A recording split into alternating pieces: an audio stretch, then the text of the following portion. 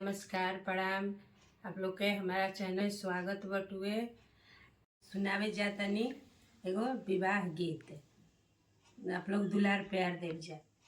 लिकला लिकला लिकला हो बेटी बैठा पापा के जंघिया बैठा पापा के जंघिया।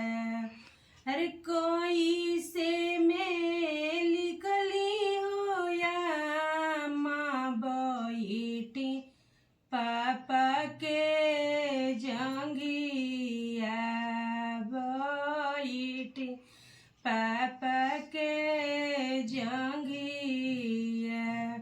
अरे जंघिया बैठत हो या माँ फाटे लाहो करे जवा यारे फाटे लाहो करे जवा।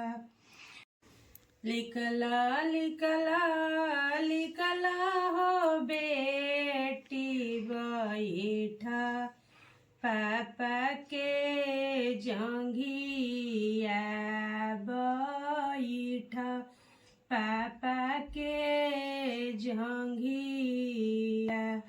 कोई से में लिखली हो या माँ बैठी पापा के जंघिया बैठी पापा के जंघिया।